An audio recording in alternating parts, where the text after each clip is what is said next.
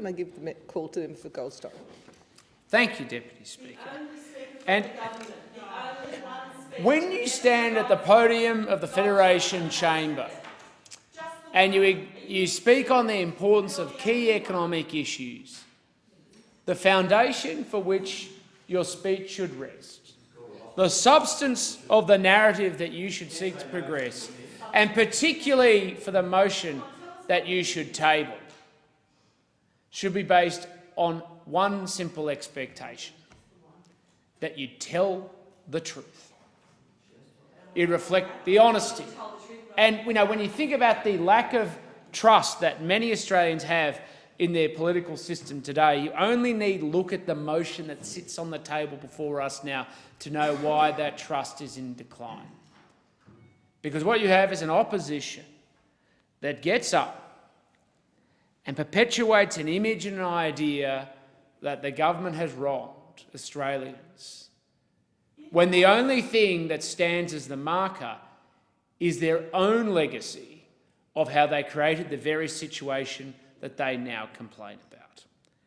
Now, let's not misunderstand, Deputy Speaker. Politics, most people wrongly think, is about the answers that people give. The choice between whether we want one type of vision for Australia or another. And that is not true. Politics is a choice between the type of questions that people want to ask. And yes, you can have questions like, how do we create a working environment where those people who work enjoy the maximum benefits available to them?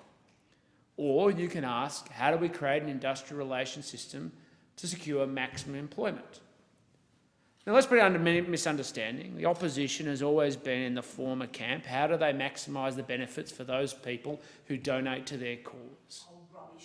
They always work towards not the worker, but the union member and those who feather their nests, turn up to their polling booths and game the political system as much as possible for themselves, versus the alternative, which is where we always look at it as Liberals, about how we are going to maximise the number of Australians who can stand on their own 2 feet, who are in the best position to be able to take care of them and their families, and to secure the gains of this country for every Australian. That's why we have a record number of people, a record number of Australians working under this government. It's not an accident.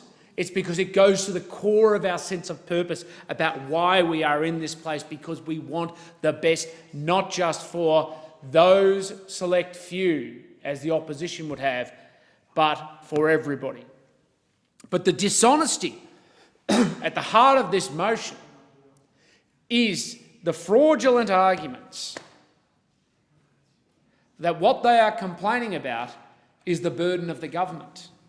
What they're complaining about is the Fair Work Commission that they established, with the rules that they wrote, with the commissioner that they appointed, made a decision on the reference they requested. Didn't turn out the way they wanted. And that is the heart and the rub of the matter. And what they want in response is an unconstitutional proposition that government gets involved in wage setting.